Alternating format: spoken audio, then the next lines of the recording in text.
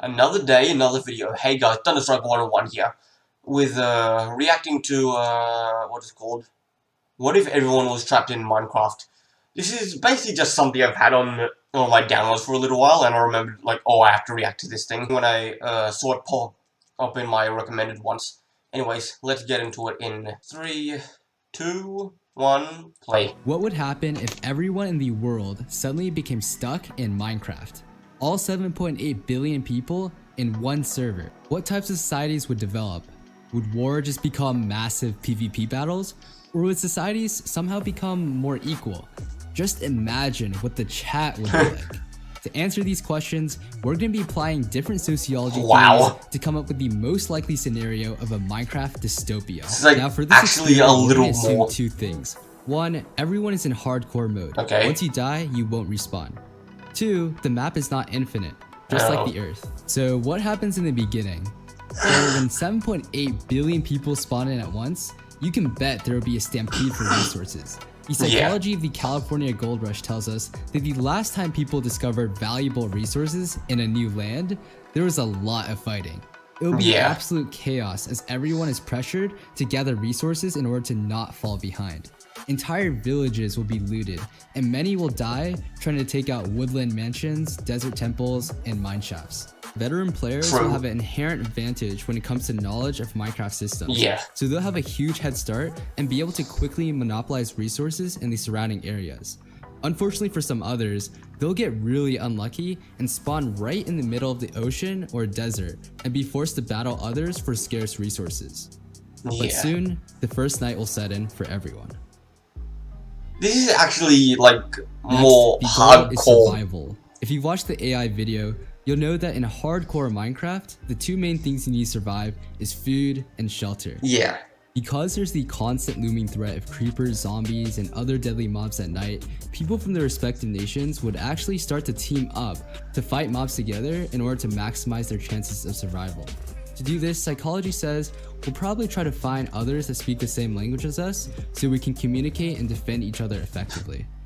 Before long, large underground societies would arise as people realize that they can take shelter in mines and mountains across the world. It will serve as both their source of crucial ores and protection from the outside world.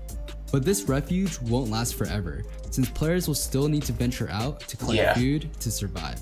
Most of the peaceful mobs will be killed during the initial spawning, so people will attempt to create a more sustainable form of living. And thus, societies will shift to become more agrarian and develop crop farming as their main source of food. So much seeds water, and saplings why? can easily be planted to obtain more seeds and saplings, making it the perfect self-sustaining ecosystem. To increase safety, don't need that much new water. monster traps will be installed outside of homes to defend against specific mobs like spiders, endermen, and zombies. As food becomes more secure, communities will see distinct roles begin to form. Also, this is actually a realistic take on Minecraft. A three-way relationship between miners, hunters, and farmers. The miners provide the tools, weapons, and armor needed for hunters and farmers to do their jobs. The hunters will provide safety by killing mobs and delivering resources like bone meal to farmers so they can increase their crop yields. And the farmers will in turn provide the food for the protectors and the miners. But not everyone will choose to make their living through peaceful means. Groups of people who decide that stealing is a more efficient way to gather resources will form the first raiding groups and travel across the world, burning different towns to the ground.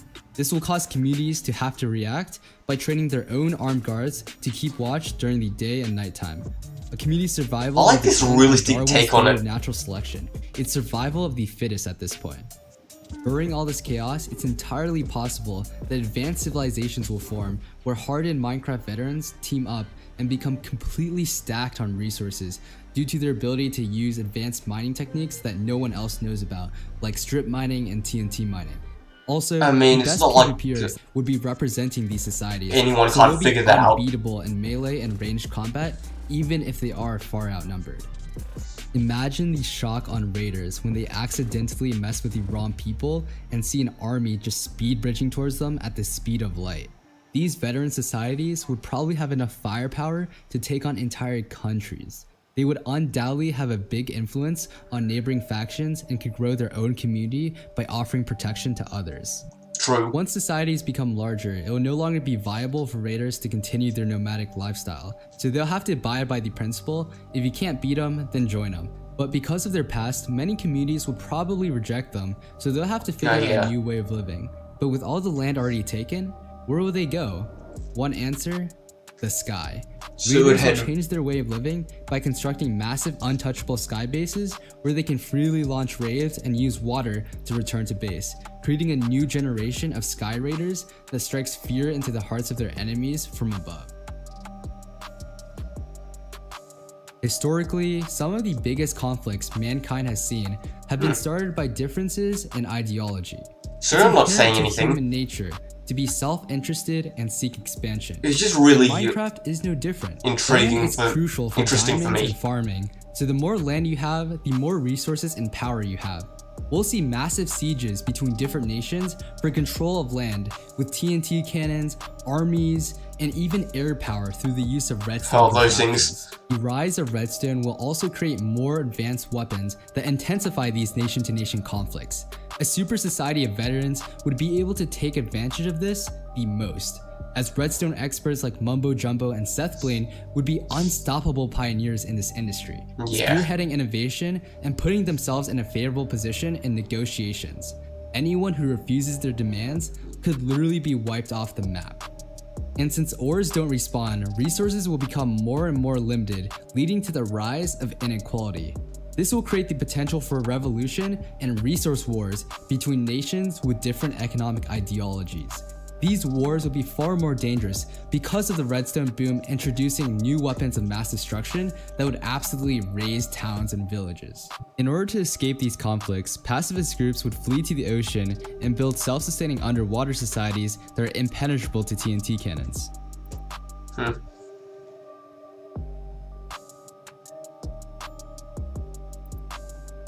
Even in the face of danger, curiosity is also innate to our human nature, so there will be an inherent drive for some to explore the unknown. For those who are really adventurous, you might be trying to speedrun the game and defeat the Ender Dragon so you can flex on everyone with a dragon egg when you get back. Some Minecraft billionaire would probably pay a fortune for it. A global order. When nations start realizing that global conflict is not the solution to world peace, they might create an organization similar to the United Nations and enact global initiatives like lighting up the entire world to end the mob threat once and for all, or a coalition to take out the Sky Raiders. Of course, this is assuming that advanced civilizations of veterans hadn't consolidated all the power already. Redstone Revolution. This is where it gets even more interesting.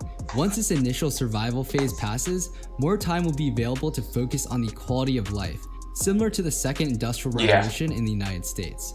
Social services like ender chests and banks would become widespread since it's the safest way to store valuables. Hospitals will be created with only splash potions of healing and milk instead of medicine. People will start going to schools that teach them how to survive in mines, craft things, make potions, and other basic systems in Minecraft. Amidst this industrial age, there'd be even greater technological revolution: the redstone boom. In this era, redstone engineers will innovate like never before, designing game changers like street lamp systems and railroads, leading to a new era of interconnectedness that will lead to trade deals and other economic relationships forming between different factions. Natural resources like gold, diamond, and iron will become standard currency and be considered valuable just like in the real world. But other things like obsidian will also be considered to be extremely precious since it's immune to TNT and hard to break, making it the ideal building material. True. However, this increase in trade could also be a double-edged sword, as railroads become a point of interest for Sky Raiders to camp by and rob traders as they're passing through. Traders will then have to be accompanied by their own community's forces in order to travel safely and have a better chance at making a successful deal. Inside of each society, economies will be ignited by entrepreneurship, as ambitious players create businesses that sell their specialization, like gear with miners and food with farmers. Some might even embark on dangerous nether expeditions to establish a business selling exclusive resources from the nether. The first person to successfully do so will have a straight up monopoly on things like invisibility potions, netherrack, and strength potions, which could actually shift the result of entire wars. For context, Strength 2 potions can increase your damage by over 260%. With an entire army with that status effect, you'll be unstoppable. Yeah.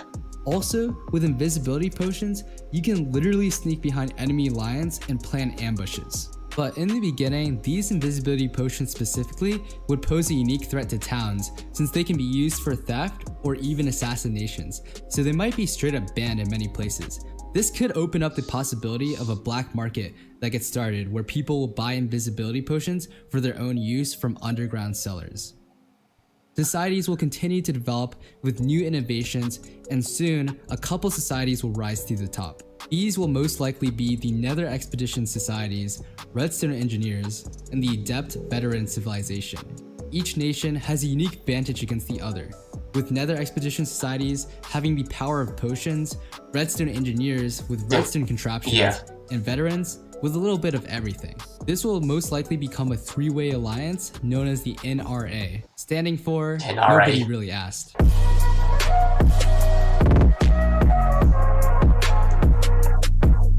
That was nice. Like, a realistic take on Minecraft with, you know, real-world applications. But, yeah, that was actually quite interesting. Some thoughts.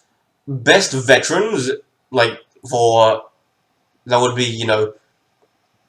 best veterans in this new world would be Seth Bling and Mumbo Jumbo, as they said. Also, Sundy. Sundy exploits a crap ton. And so much exploiting. If you see it in his videos, it's all about exploits. Who else? Who's a good PvPer? Huawei? Is that how it's pronounced? Yeah, Huawei. That would be a good one. Who else? Like, things like building and fighting are going to be the best things. And also, you know, exploits, as I said, with Sundy. Who else? Let me know if you can think of any others. Like, I can't really think of any off the top of my head. But also, personally, if I was there, I would be like a kind of traveler lifestyle. Just traveling from place to place, you know, selling and buying things, getting kind of rich off that way. And, also, you know, with the first rush, as in everyone killing each other and whatnot, I'm just gonna go far away from all this, start my own thing. It's like a Hunger Games type of a deal when everyone starts spawning in first. You know, first when there's all these things at the center, but it's just a bloodbath. Just no, go, you're gone. And like I said, I'd personally just start my own thing.